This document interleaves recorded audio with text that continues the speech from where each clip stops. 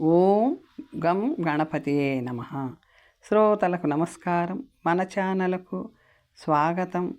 శ్రీ మహాగణపతి పురాణం 4వ భాగం. రచన బ్రహ్మశ్రీ తాడంకి వెంకట లక్ష్మీ నరసింహరావు గారు. పార్వతికి పుత్ర వ్యామోహం. విఘ్నేశ విఘ్నచయ కన్నన నామధేయం శ్రీశంకరాత్మజ సురాధిప వంద్యపాదం దుర్గా మహావ్రత ఫలాకిల మంగళాత్మాన్ విఘ్నం మమాపహార సిద్ధి వినాయకత్వం. శ్రీ విఘ్నేశ్వరుని గుణగణాలను శ్రావ్య కంఠస్వరముతో భక్తి బంధురంగా ఆలపించిన సూత మహర్షి ఆ తదుపరి గాథను ఈ విధంగా తెలుపసాగాడు. నిరాకారుడైన పరబ్రహ్మము తన లీలా వినోదం నిమిత్తం సృష్టి చేయ సంకల్పించాడు. అప్పుడు మహాశూన్యము నిరాకారమైన తనను తాను ప్రకృతి పురుషునిగా సృజింపచేసుకున్నాడు. ఆ ప్రకృతి పురుషుల కలయిక నుండి ఈ సృష్టి సమస్తము ఉద్భవించింది. పరబ్రహ్మము తానే స్త్రీ పురుషులుగా అంటే అర్ధనారీశ్వరులుగా సృజించుకున్న అనంతరం పంచభూతాత్మకము పంచగంధాత్మకము అయిన ప్రకృతి నుండి లోకములు సృజించబడ్డాయి. బ్రహ్మ మానస పుత్రులైన ప్రజాపతుల వలన ఇంద్రాది దేవతలు, దానవులు, మానవులు, గంధర్వ, యక్ష, కిన్నెర, నాగ, గరుడ తదితర జాతులు, ఇతర జంతుజాలములు సృష్టించబడ్డాయి. అయితే ఈ సృష్టి జీవులందరూ మైథున సంపర్కము చేతనే జన్మించారు. అయోనిజులై అవతరించిన వారు శ్రీమన్నారాయణుడు, శ్రీ జగన్మాతలే. వీరిద్దరూ పరబ్రహ్మము నుండి సంకల్పముచే సృజింపబడ్డారు. శ్రీమన్నారాయణుడు పురుషోత్తముడు, లోకపాలకుడు కాగా శ్రీ జగన్మాత తనని సృజింపచేసిన పరబ్రహ్మమునందు అర్ధ శరీర భాగం ఆక్రమించి అర్ధనారీశ్వరి, పరమేశ్వరి, జగదీశ్వరి తదితర నామములతో విరాజిల్లింది. పరబ్రహ్మము లయ కార్యమును నిర్వర్తించుట కోసం మహాశివుడిగా అవతరించగా పరమేశ్వరి శక్తిగా అవతరించింది. అనంతరం దక్ష ప్రజాపతికి పుత్రికగా అవతరించిన పరమేశ్వరి సతి అను పేర శివుని వివాహమాడిన అనంతరం తన తండ్రి దక్షుడు చేసిన యజ్ఞమునకు వచ్చి అక్కడ తండ్రి చేసిన అవమానాన్ని భరించలేక యజ్ఞకుండంలో యజ్ఞాగ్నికి ఆహుతి అయ్యింది. ఆ తదనంతరం లోక కళ్యాణార్థం ఆ దాక్షాయిని పర్వతరాజు హిమవంతునికి పుత్రికగా జన్మించి పార్వతిగా సుప్రసిద్ధురాలై పరమేశ్వరుని తన భక్తి తపస్సులతో మెప్పించి ఒప్పించి వివాహమాడింది. వివాహానంతరం పార్వతి పరమేశ్వరులు హిమవత్ పర్వతం మీదనే కొంతకాలం నివసించారు. ఆ సమయంలో పరమేశ్వరుడు ఒకనాడు సంకల్పమాత్రం చేత దేవశిల్పి విశ్వకర్మను రప్పించి, దేవశిల్పాచార్య, ఇంతవరకు మేము విరాగులము కనుక మాకంటూ ఒక నివాసము అవసరం కలుగలేదు. ఇప్పుడు మేము వివాహితులము. అది కాక మా అర్ధాంగి పార్వతి పర్వతరాజపుత్రిక, రాజభవనాల్లో ఉద్యానవనాల్లో సుకుమారంగా పెరిగిన సుకుమారి కనుక ఆమె సౌకుమార్యానికి మా అంతస్తుకి తగినట్టుగా మందర పర్వతం మీద ఒక దివ్య భవనాన్ని నిర్మించు అని ఆజ్ఞాపించాడు. విశ్వకర్మ మహదానందభరితుడై శివునికి భక్తితో ప్రణమిల్లి, ప్రభు మహాదేవా, ఈ సృష్టి సమస్తము నీ సంకల్పం చేత సృష్టింపబడింది. బ్రహ్మ, విష్ణు, మహేశ్వర రూప త్రిమూర్తి స్వరూపుడవు, త్రిమూర్త్యాత్మకుడవు అయిన నీవే ఈ జగత్ సృష్టికర్తవు, భర్తవు. అట్టి సృష్టికర్తవైన నీ కోసం ఒక నివాస భవనాన్ని నిర్మించే అవకాశం నాకు లభించడం నా పూర్వజన్మ సుకృతం, నా అదృష్టం. ఈ సంకల్పం నీది. భవన సృష్టికర్తవు నీవు. నేను కేవలం నిమిత్త మాత్రుడిని. నీవు నా మనస్సు, నా బుద్ధి, నా చేతనలయందు వసించి ఈ భవన నిర్మాణ కార్యాన్ని నిర్వర్తింప చేసుకో తండ్రి అని ప్రార్థించాడు. శివుడు అతని భక్తి ప్రపత్తులకు సంతసించి అభీష్ట సిద్ధిరస్తు అని ఆశీర్వదించాడు. అంతటా విశ్వకర్మ మందర పర్వతం మీద 64 యోజనాల విస్తీర్ణం గల మహాప్రాకారాన్ని నిర్మించి ఆ ప్రాకారం మధ్య బాగాన సువిశాలమైన నలుచెదరపు స్థలములో సువర్ణ రత్న ఖచ్చితములైన గోడలతో నవరత్నాలంకృతములైన స్తంభములతో విశాలమైన గదులు, సభా మంటపాలు, వంటశాలలు, భోజనశాలలు, స్నానశాలలతో 7 అంతస్తుల దివ్య భవనాన్ని నిర్మించాడు. ఆ దివ్య భవనాన్ని దర్శించడానికి దేవతలు, అమరులు సైతం పోటీలు పడ్డారు. స్వయంగా బ్రహ్మదేవుడు నిర్ణయించిన శుభముహూర్తంలో లక్ష్మీనారాయణులు, ఇంద్రాది దేవతలు, సప్త ఋషులు, నారదాది మహర్షులు తరలిరాగా పార్వతీ పరమేశ్వరులు ఆ దివ్య భవనంలోకి శాస్త్రోక్తంగా గృహప్రవేశం చేశారు. ఆ సందర్భాన్ని పురస్కరించుకొని ఆ భవనమందు సప్త ఋషులు విశ్వశాంతి యజ్ఞాన్ని నిర్వహించి ఒకనాడు దక్షయజ్ఞంలో పరమేశ్వరునికి నిరాకరించబడిన యజ్ఞ హవిర్భాగాన్ని ఇప్పుడు భక్తితో సమర్పించి తమ తప్పును మరలా సరిదిద్దుకున్నారు. ఆ సందర్భంగా నారద మహర్షి తన సందేహాన్ని పరమేశ్వరునికి విన్నవిస్తూ, దేవాది దేవ, పార్వతీ మనోవల్లభ, ఈశా, సర్వజగత్తుకు మూలాధారుడవు, యజ్ఞకర్తవు, యజ్ఞభర్తవు, యజ్ఞభోక్తవు నువ్వేనని వేదములు ఉద్ఘాటిస్తున్నాయి కదా. యజ్ఞస్వరూపమే నువ్వైనప్పుడు దక్షుని యజ్ఞమునకు విఘ్నములెందుకు వచ్చాయి? నిన్ను దక్షుడు అతిథిగా ఆ యజ్ఞానికి ఆహ్వానించలేదనేది బౌద్ధిక సాకు మాత్రమే కానీ యజ్ఞపురుషుడివైన నీవు మహర్షుల వేద మంత్రోచ్చారణల ద్వారా ఆహ్వానించబడి ఆ యజ్ఞకుండమునందు యజ్ఞాగ్ని పురుషుని రూపంలో అక్కడ అత్యున్నత స్థానం అలంకరించావు కదా. మరి ఆ యజ్ఞం ఎందుకు విఫలమైంది? దక్షుని శిరస్సు ఎందుకు తెగబడింది? అంతటి విధ్వంస జరిగి ఆ యజ్ఞం అర్ధాంతరంగా ఆగిపోవడానికి కారణం ఏమిటి అని అడిగాడు భక్తితో. ఆ ప్రశ్నలన్నింటికీ ఒకే ఒక్క మాటలో విఘ్నాధిపతి లేకపోవడమే చిరునవ్వుతో జవాబిచ్చాడు ఈశ్వరుడు. నారదుడు విస్మయం చెందుతూ, విఘ్నాధిపత అని ప్రశ్నించాడు ఆశ్చర్యంతో. అవును, విఘ్నాధిపతి. సృష్టిలో ప్రకృతి వికృతి ఉన్నట్లే మంచి చెడు ఉన్నది. దైవిక శక్తులు ఉన్నట్లే భూత శక్తులు ఉన్నాయి. ఈ శుభ అశుభముల సమ్మేళనమే ఈ సృష్టి, ఈ జగత్తు. ఎవరికి నిర్ణయించిన కర్తవ్యాన్ని వారు నిర్వర్తించడమే విధి. అలా విధి నిర్ణయాన్ని అనుసరించి విఘ్నకారకములైన గ్రహములు, భూత ప్రేత పిశాచ శక్తులు అజ్ఞాత రూపాల్లో సంచరిస్తూ త్రిలోకవాసులు తలపెట్టిన వారి వారి కార్యములకు అవాంతరములు కల్పిస్తూ ఉంటాయి.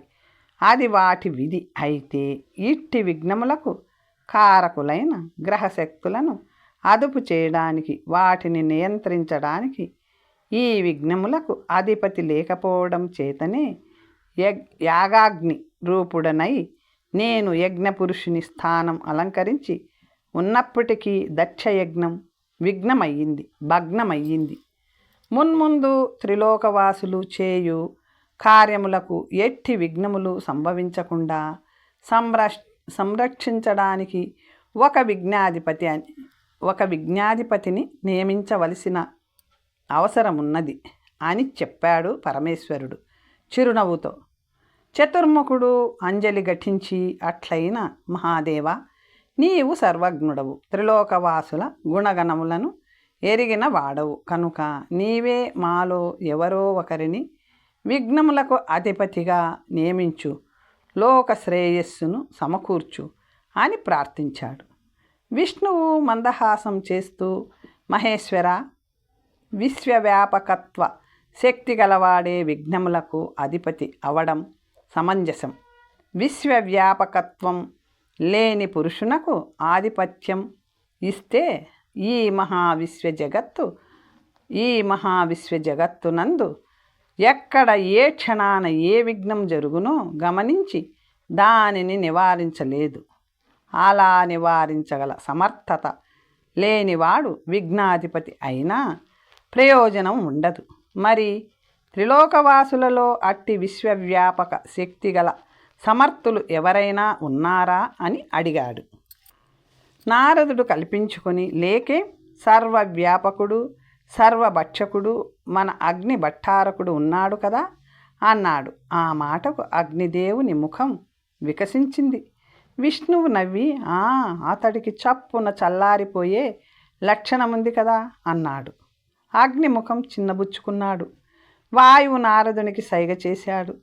నారదుడు తల ఊపి చిరునవ్వు నవ్వి, అట్లయితే సర్వలోక వ్యాపకుడు సర్వజీవ ప్రాణవాయువు ప్రధాత మన వాయుదేవుడున్నాడు కదా అన్నాడు. ఇంద్రుడు చిటపటలాడుతూ, ఈ వాయువా ఎప్పుడు బిగదీస్తాడో, ఎక్కడ ప్రచండంగా వీస్తాడో, పైగా అతడు మా అధీనుడు కదా అన్నాడు గొప్పగా. వాయువు ఖిన్నుడయ్యాడు. ఇంకేం, నవగ్రహ పాలకుడు అగ్ని, వరుణ, వాయువు, యమాది దిక్పాలకులకు అధినేత ఈ మహేంద్రుడున్నాడు కదా అన్నాడు నారదుడు. ఇంద్రుడు గర్వంగా తల పంకించాడు. అత్రి మహర్షి మందహాసం చేసి, ఈ శ్రీలోలుడు చోరుడు జారుడు అట్టి అత్యుత్తమ పదవికి అనర్హుడు నారదా అన్నాడు. ఇంద్రుడి మొహం అవమానంతో మాడిపోయింది. మరే కానీ ఇందర్ని ఇన్ని వంకలు చూపించి కాదనుకుంటే ఇంకెవర్ని అవుననుకుంటాం. వీరిలో అంతటి సమర్థులెవరు లేకపోతే ఆ విఘ్నాధిపతి తనంత తానుగా అవతరించాల్సిందే అన్నాడు నారదుడు. తదాస్తు అన్నాడు బ్రహ్మ. అతను భక్తిగా శివకేశుల వైపు చూస్తూ, దేవదేవులారా, ఈ జగత్తులో సర్వవ్యాపకత్వ స్థితి ఉన్నవారు మీరురే. నా విష్ణు పృథ్వీపతి అన్నారు. విష్ణు అంశలేనివాడు భూమిపతి కాలేడు. భూమిపతి అంటే సర్వవ్యాపకుడు. అట్లే లింగరూపుడైన శివ వ్యాపకత్వమే ఈ జగత్తు కనుక విశ్వవ్యాపకులు అయోనిజులు అయిన మీ అంశలతో సర్వవ్యాపకుడైన విఘ్నాధిపతిని సృష్టించి మాకు అనుగ్రహించండి అని ప్రార్థించాడు. పరమేశ్వరుడు చిరునవ్వుతో నారాయణుడి వైపు చూశాడు. నారాయణుడు నవ్వి నారదుని వైపు తిరిగి, నారదా, నువ్వు ఎక్కడ అడుగు పెడితే అక్కడ సమస్యలు ఉత్పన్నం కాక తప్పవు కదా. నిన్నటిదాకా తారకాసురుని సంహారం కోసం శివపార్వతుల వివాహం తప్పని సరంటూ వెంటపడ్డావు. వీరి కళ్యాణం జరిపించాం. వీరికి జన్మించబోయే కుమారుడు తారకుని సంహరించడం ఇప్పుడు ముఖ్య కార్యక్రమం కదా. ఇక విఘ్నాధిపతి అంటావా? సమయం వచ్చినప్పుడు తనంతట తానుగా ఆయనే అవతరిస్తాడు అన్నాడు సున్నితంగా. నారాయణ, నువ్విలా నర్మగర్భంగా చెప్పావంటే అందులో అంతరార్థం ఏదో ఉంటుంది. సరే, ఆ సమయం రాకపోతుందా? అదేమిటో తెలుసుకోలేకపోతానా?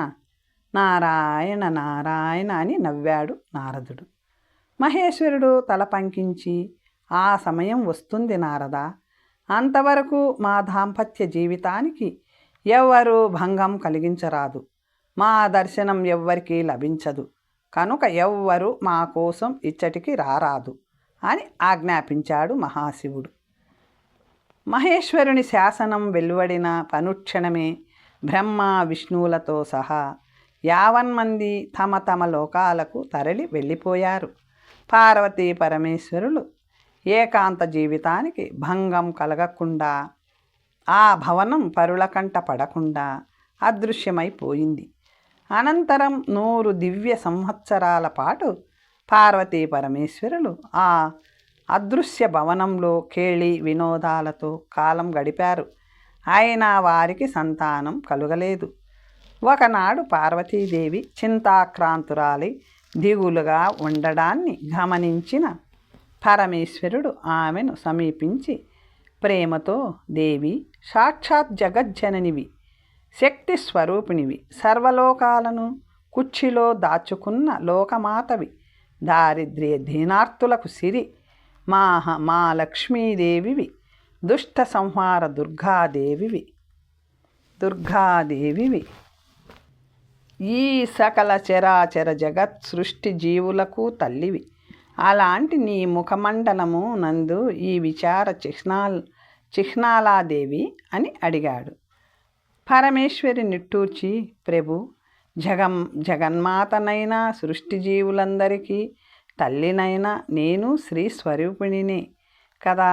స్వభావరీత్యా నాకు మమత మాతృత్వము సహజగుణాలే కదా ప్రభు. తారకాసుర సంహారం కోసం త్రిలోకవాసులు ఆశగా ఆర్తిగా నిరీక్షిస్తున్నారు. మీ వీర్యం వలన జన్మించిన మీ కుమారుని చేతిలోనే మరణం సంభవిస్తుందని తారకునికి బ్రహ్మవరం ఉంది. ఆ సత్కార్య సిద్ధి కోసం మన వివాహం జరిగి 100 వసంతాలు గడిచాయి. అయినా లోకమాతనైన నేను మీ పుత్రునికి మాతను కాలేకపోయాను. సర్వ జగత్తుకి తల్లినైన ఒక స్త్రీగా ఇంకా నా కడుపు పండలేదు. నేను కన్న తల్లిని కాలేకపోయాను. జగదీశ్వరుడైన పరమేశ్వరి అర్ధాంగినైన నేను సంతానవతిని కాలేదంటే నాకు విచారం కాక సంతోషం ఎలా ఉంటుంది ప్రభు అన్నది బాధగా. ఈశ్వరుడు మందహాసం చేసి, మాయాదేవినే మాయలో భ్రమింప చేస్తున్నది జగన్మాయ అన్నాడు. పార్వతీదేవి ముఖం చిన్నబుచ్చుకొని, ఈ మాయ కబుర్లు నాకు చెప్పొద్దు. నేను సంతానవతిని కావాలి, కన్న తల్లిని కావాలి, గిరిజాపుత్రులు పార్వతీపుత్రులు అంటూ ముల్లోకాలు కొనియాడే పుత్ర సంతానం నాకు కావాలి. ఎప్పుడు అనుగ్రహిస్తారో చెప్పండి. ఆ అదృష్టాన్ని పొందడానికి నేనేం చెయ్యాలో చెప్పండి అని అడిగింది ముద్దుగా మురిపెంగా. శంకరుడు చిద్విలాసంగా నవ్వి, దేవి, అమ్మలగన్న అమ్మవి, ముగురమ్మల మూల పుటమ్మవి, తల్లివి కావాలన్న నీ తపన చూస్తుంటే నాకు ముచ్చటేస్తుంది. పైగా పతిగా నీ ముచ్చట తీర్చడం నా ధర్మం. నీ కోరిక నెరవేరాలంటే మేరు పర్వతమునందు నియమ నిష్ఠాగరిష్ఠురాలివై పరబ్రహ్మము యొక్క కృపా కటాక్షం కోసం తపస్సు చెయ్యి. పరబ్రహ్మము అనుగ్రహముతో నువ్వు సంతానవతివి కాగలవు అని చెప్పాడు. పరమేశ్వరి సంతోషంతో పొంగిపోతూ, కృతజ్ఞురాలిని ప్రభు, మీ ఆనతిని తక్షణమే శిరసా వహిస్తాను. నా పతిదేవులైన మీరే నాకు గురుదేవులై తపస్సుకి తగిన మంత్రోపదేశం చెయ్యండి అని అభ్యర్థించింది. పార్వతికి గణపతి అనుగ్రహం. పరమేశ్వరి కోర్కెను విన్న శివుడు సంతోషించి ఆమెను స్నానాధికారు చేసిరమ్మని చెప్పాడు. పార్వతీదేవి మానస సరోవరంలో స్నానమాడి శుచి అయి రాగా పరమేశ్వరుడు సంకల్పమాత్రం చేతనే క్షణంలో ఆమెతో సహా మేరు పర్వత శిఖరము పైన గల అత్యంత పవిత్రమైన తేన్యాద్రిని చేరాడు. ఆ పర్వతముపై ఒక సమున్నత శిలావేదికపై పార్వతిని ఆసీనురాలిని గావించి ఇలా చెప్పాడు. దేవి, ఈ సకల చరాచర సృష్టిలోని దేవ మానవ దానవ యక్ష రాక్షస పశు పక్షి వృక్ష నదీ నద పర్వత గోచర అగోచర గణములన్నింటికీ పతి ఏకైక పరబ్రహ్మము సమస్త గణములకి పతి అయిన అతని విశేష నామం గణపతి. నీకు ఆ గణపతి మహామంత్రాన్ని ఉపదేశిస్తాను. శ్రద్ధగా భక్తితో ఆ మహామంత్రాన్ని స్మరిస్తూ తపస్సు చెయ్యి. నీ అభిష్టం నెరవేరుతుంది అన్నాడు. ఈ విధంగా బోధించిన పరమేశ్వరుడు ఆ ఆది గురువు తన అర్ధాంగికి తానే గురుదేవుడై గణపతి మహామంత్రాన్ని ఉపదేశించాడు. ఓం గం గణపతియే నమః. ఆ విధంగా పరమేశ్వరానుగ్రహముతో పార్వతీమాతకు ఉపదేశించే నెపంతో గణపతి మహామంత్రం జగత్తుకు ప్రసాదించబడింది. గణాధిపుడు అవతరించడానికి సన్నాహకంగా ఆ పవిత్రమూర్తిని, ఆ సర్వలోక వంద్యుడిని, ఆ పరబ్రహ్మమూర్తిని త్రిలోకవాసుల సంక్షేమార్థం సాకార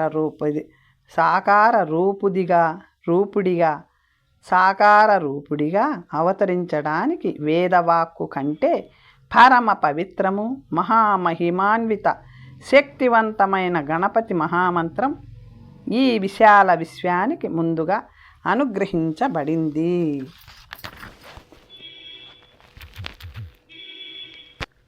ఆ మహామంత్రాన్ని తొలుత ఉపదేశించినవాడు ఈ జగత్తుకే ఆది గురువైన పరమేశ్వరుడు.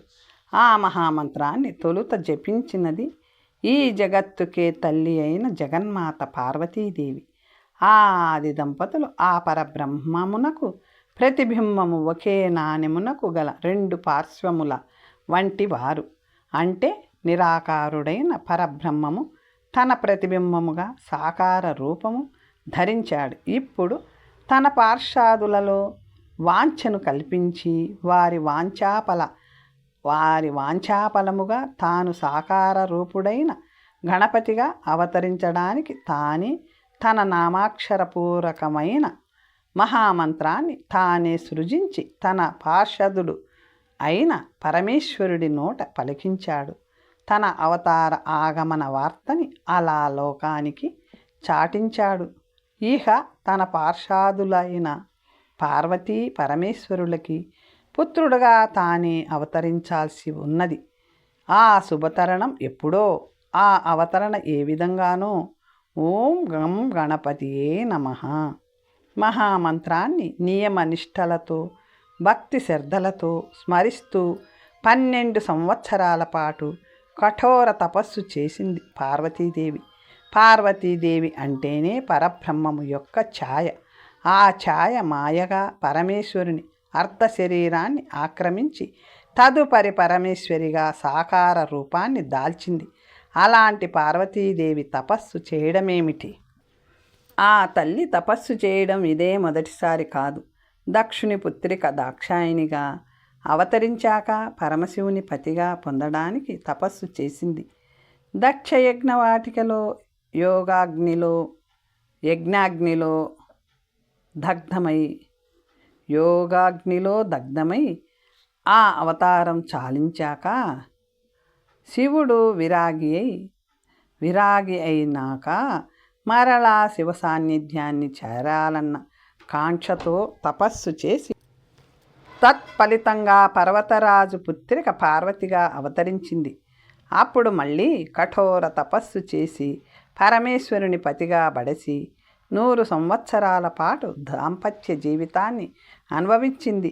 ఇప్పుడు స్త్రీ సహజమైన మాతృత్వ భాగ్యం కోరి 12 ఏళ్లుగా తపస్సు చేస్తుంది. తల్లులకే తల్లి జగన్మాత అయిన పార్వతీదేవి ఒక సామాన్యురాలి వలె తపస్సు చేయాలా? ఎందరో మాతృమూర్తులకు సంతాన భాగ్యాన్ని అనుగ్రహించిన ఆ తల్లి, ఆ సంతాన లక్ష్మి సంతానం కోసం తపస్సు చేయాలా? తపస్సుకి మూల మంత్రాక్షరం ఓంకారం. ఆ ఓంకారం అంటే ఆ అమ్మే కదా. తపస్సు అంటే జ్ఞానం. జ్ఞానానికి అధిదేవత అయిన జ్ఞానేశ్వరి ఆవిడే కదా. మరి తపస్సుకి అధిదేవత అయిన ఆ జ్ఞానేశ్వరి కూడా తపస్సు చెయ్యాలా? చెయ్యాలి.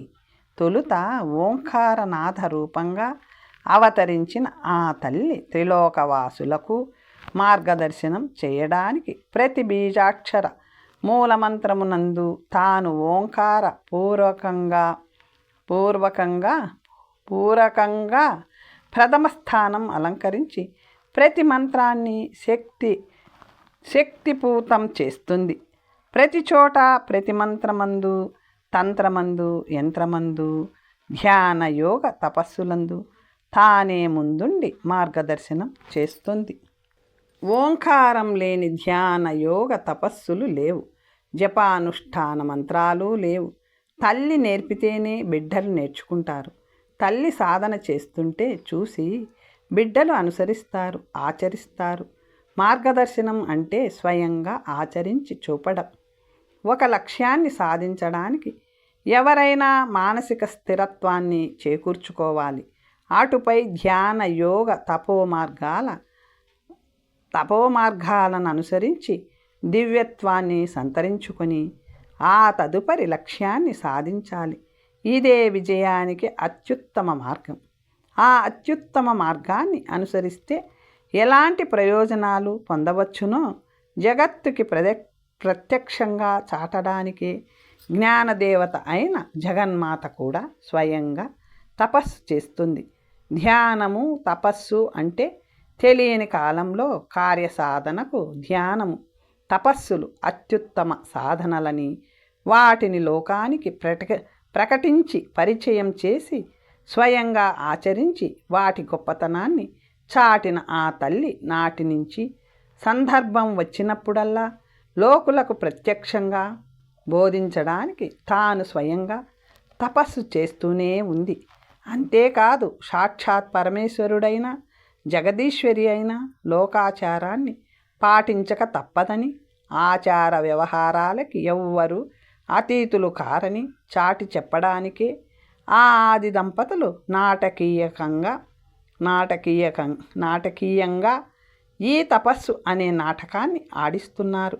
అవును మరి, ఎంత గొప్ప తపస్సు చేస్తే భార్యకి అర్ధ శరీరాన్ని పంచి ఇవ్వగల పరమేశ్వరుడి వంటి భర్త స్త్రీకి లభిస్తాడు. అంతటి పరమేశ్వరుడిని పతిగా పొందిన పార్వతీదేవి అంతటి పుత్రులను పొందాలంటే ఎంత తపస్సు చేయాలి? అలాంటి అంతటి తపస్సు చేసి సత్ఫలితాలు పొందుతున్న ఆ తల్లి శ్రీమూర్తులందరికీ ఆదర్శం. అందుకే లోకహితం కోరి సంతానాపేక్షతో తపస్సు చేస్తుంది పార్వతీదేవి. 12 దేవతా సంవత్సరాల కాలం సుదీర్ఘ తపస్సు చేసింది ఆ తల్లి. తపోశక్తితో మేరు పర్వతం పరమ పవిత్రమైంది. ఆ జగన్మాతకి ఆసనమై అలరారి తేన్యాద్రి పునీతమయ్యింది, పూజనీయమయ్యింది. పరమేశ్వరి తపస్సు పండువలే పక్వానికొచ్చింది. ఒక శుభక్షణంలో కోటి సూర్యప్రభ సమానమైన మహాప్రకాశం ఆమె జ్ఞాననేత్రమందు ప్రత్యక్షమయ్యింది. నిరాకారుడు, నిర్వికారుడు, నిర్గుణుడు, నిరంజనుడు, నిత్యుడు అయిన ఆ పరబ్రహ్మమును జ్ఞానులు మాత్రమే వారి జ్ఞాన దృష్టి చేత దర్శించగలుగుతారు. సామాన్యులు వారి సామాన్య నేత్రద్వయంతో ఆ మహాప్రకాశాన్ని దర్శించలేరు. సామాన్య నేత్రాలు ఆ ప్రకాశాన్ని భరించలేవు. అందుకే యోగుల వంటి వారికి భగవంతుడు విశ్వరూప దర్శన భాగ్యాన్ని అనుగ్రహించే ముందు వారికి దివ్య దృష్టి ప్రసాదిస్తాడు. అదే సాంప్రదాయాన్ని అనుసరిస్తూ పరమేశ్వరి జ్ఞాన దృష్టి యందు మహాప్రకాశంగా దర్శనమిచ్చాడు పరబ్రహ్మము. పరమేశ్వరి తపస్సును లోకాలకి ఆదర్శ మార్గం చేసిన నీ యందు ప్రసన్నుడనైనాను. జగత్తుకే తల్లివైన నీ ముచ్చట తీర్చడానికి నేనే త్వరలో సాకారుడిగా అవతరించి నీ పుత్రుడిని కానున్నాను. పరమేశ్వరి పరమానంద భరితురాలవుతూ కృతజ్ఞురాలిని దేవా, నీవే స్వయంగా నా పుత్రుడిగా జన్మించబోవడం నిజంగా నా అదృష్టం అన్నది తన్మయత్వంతో. నేను నీవు అని ప్రలోభంలో పడకు పరమేశ్వరి. నేనే నీవు, నీవే నేను. ఈ జగత్తుని సృష్టించాలని నేను సంకల్పించిన నాడు నేను నిమిత్త మాత్రంగా ఉండి జగత్ సృష్టి చేయడానికి నేను పరమేశ్వరుడినై నా నుండి పరమేశ్వరిగా నిన్ను నేను సృజించాను. ఈ అర్ధనారీశ్వరులే ప్రకృతి పురుషులు. పురుషుడు బీజమైతే ఆ బీజాన్ని ఫలించి సృష్టింపచేసేది క్షేత్రం. ఆ క్షేత్రమే నీవు. పురుషుడినైన నేనే ప్రకృతిని. నా సహధర్మచారిణివైన నీ గర్భమందు బీజరూపంలో ప్రవేశించి నేనే మరలా నీ పుత్రుడిగా జన్మిస్తాను. ఇదే సృష్టి రహస్యం, ఇదే సృష్టి ధర్మం. ఈ ధర్మాన్ని అనుసరించి పరమేశ్వరుడి బీజారూపంగా నేను నీ పుత్రుడిగా అవతరిస్తాను. పార్వతీ తనయుడిగా భాసిస్తాను. నీ కోరిక నెరవేరుస్తాను. ధన్యురాలిని ప్రభు. నీ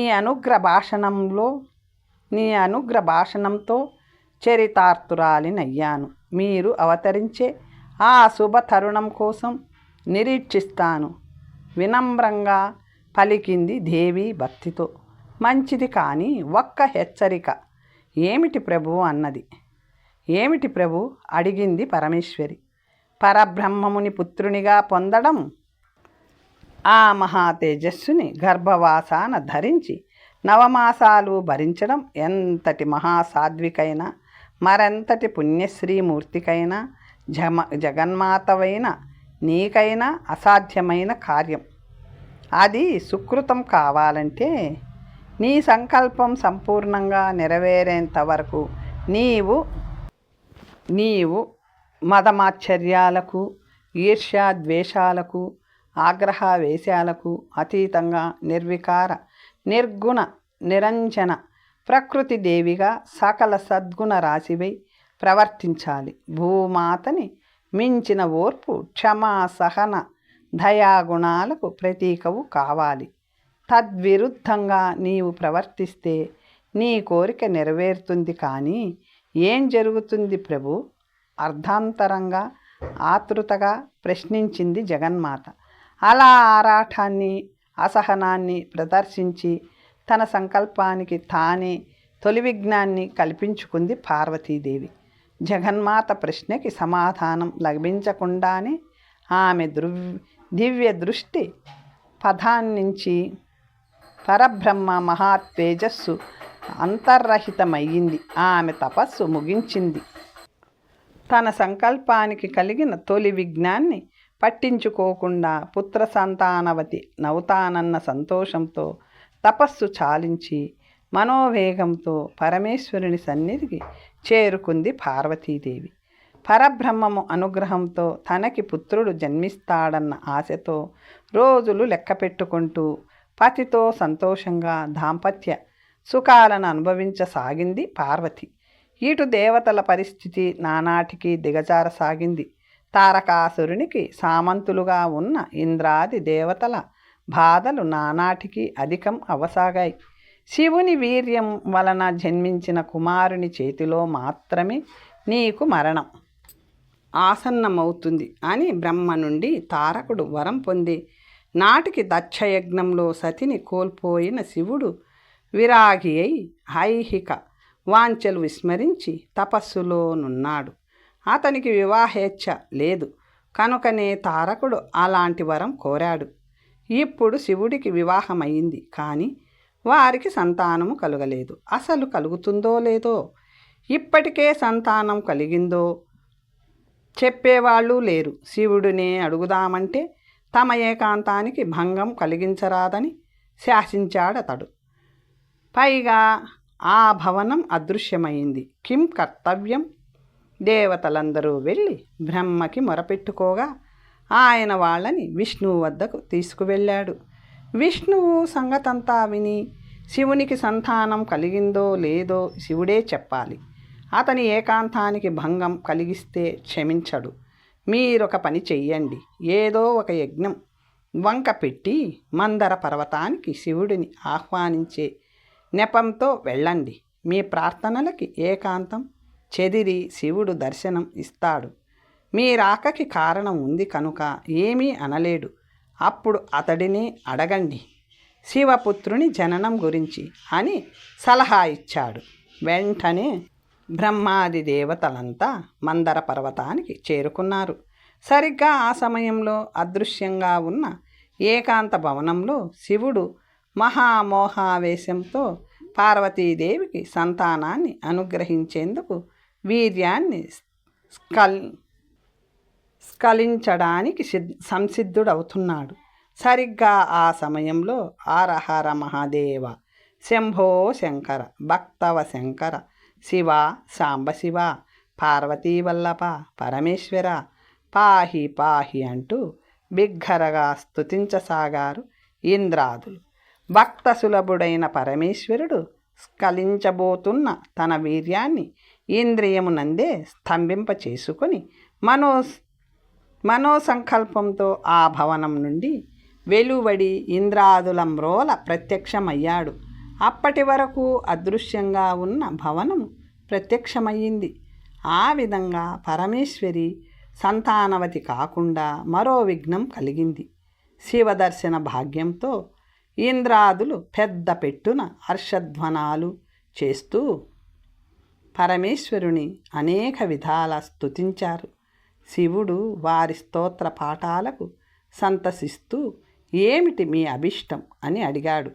నీకు తెలియదా శాంబశివ, ఆ తారకుని దారుణాలు సహించలేకపోతున్నాం. వాడిని అంతమొందించగల శివకుమారుడు ఎప్పుడు జన్మిస్తాడో తెలుసుకోవడానికి వచ్చాం అని విన్నవించుకున్నాడు దేవేంద్రుడు. అదే సమయంలో పరమేశ్వరుడు రేతస్సు ద్వారా తనకి సంతాన భాగ్యాన్ని అనుగ్రహించబోతున్న తరుణంలో అకస్మాత్తుగా దాపరించిన విఘ్నం ఏమిటో తెలుసుకోవడానికి భవనంలో నుండి బయటికి వచ్చిన పార్వతి ఆ మాటలు విని కంపితురాలై, మీరా నాకు సంతాన భాగ్యం దక్కకుండా అడ్డుపడిన విఘ్ను శక్తులు మీరా, ఓ ఇంద్రాది దేవతలారా, నాకు మాతృత్వాన్ని దూరం చేసిన దేవజాతుల వారికెవ్వరికి సంతానము కలగకుండుగాక, ఇది నా శాపం అంటూ ఆవేశంతో శపించింది. పార్వతీదేవి శాపాన్ని విన్న ఇంద్రాదులు భయంతో ఆహాకారాలు చేశారు. బ్రహ్మ నెమ్మదైన స్వరంతో పార్వతిని శాంతింపజేస్తూ, అమ్మ జగదీశ్వరి, అమ్మలగన్న అమ్మవి మేమంతా నీ బిడ్డలము కామా తల్లి. బిడ్డల మీద తల్లికి ఆగ్రహం తగునా? అమ్మా, నీ గర్భవాసాన సంతానం ఎప్పుడు కలుగుతుందో తెలుసుకోవడానికి వచ్చిన మమ్మల్ని సంతానహీనులుగా శపించడం నీ వంటి కరుణామయికి తగునా? అమ్మా జగజ్జనని, మా తప్పులు సైరించు. తల్లివి నీవుగాక మమ్మల్ని మరెవరు కనికరిస్తారు? మా మొర ఆలకించు. నీ శాపాన్ని ఉపసంహరించుకొని మాకు తరుణోపాయాన్ని అనుగ్రహించు అని ప్రార్థించాడు. తనకి వరాన్ని అనుగ్రహిస్తూ పరబ్రహ్మము చేసిన హెచ్చరిక గుర్తుకొచ్చి తన తొందరపాటు కారణంగా జరిగిన విఘ్నం తెలుసుకొని నిట్టూర్చి పరమేశ్వరి శాంతించి, నాయన చతుర్ముఖ, కారణము లేని కార్యముండదు, శివ సంకల్పం లేనిదే చీమైనా కదలదు, నా శాపం అనివార్యం. అయినా మీ అంశాలతో పరులకు సంతానం కలిగేలా వరాన్ని అనుగ్రహిస్తూ ఉన్నాను. ఇలా జన్మించిన వారు మీ సంతానముగానే ప్రసిద్ధి చెందుతారు అని వరాన్ని అనుగ్రహించింది.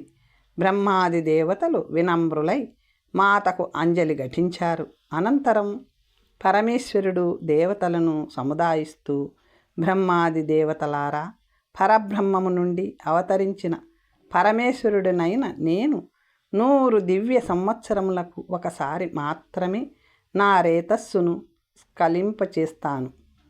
యుగమునకు ఒక్కసారి మాత్రమే నా అర్ధాంగికి గర్భధారణ జరిగేలా సంకల్పిస్తాను. అట్టి సత్సంకల్పంతో పార్వతికి గర్భధారణ జరిగేలా నా దివ్య రేతస్సును స్ఖలింపచేయబోతున్న తరుణాన మీ ఆర్తనాదాలు వినిపించాయి. రేతస్తంభన జరిగింది. మీ ఈ అసంకల్పిత విఘ్న దోషం వలన పరమేశ్వరి మరొక యుగం దాకా గర్భధారణ అదృష్టాన్ని కోల్పోయింది. ఆ ఆవేదనలతోటే మిమ్ము శపించింది. శివపుత్రుడు జన్మించాలంటే మరొక 100 దివ్య సంవత్సరాలకి గాని సాధ్యం కాదు. కనుక మీరు వెళ్ళి లోకశాంతి కోసం 100 దివ్య సంవత్సరముల పాటు శాంతి మహాయజ్ఞాన్ని చెయ్యండి. ఆ తరువాతే తారకునికి మారకుడు జన్మిస్తాడు. అంతవరకు మీకు తారకుని బాధలు తప్పవు అని తెలియపరిచాడు శివుడు. బ్రహ్మాది దేవతలు చేయనది లేక పార్వతీ పరమేశ్వరులకు మరొక్క మారు నమస్కరించి తిరుగు ప్రయాణం అయ్యారు. తనకి మాతృత్వ భాగ్యం దూరమైనందుకు విచారిస్తూ పార్వతి భవనంలోకి వెళ్ళిపోయింది. తర్వాత కథ వచ్చే భాగంలో తెలుసుకుందాం. నమస్తే.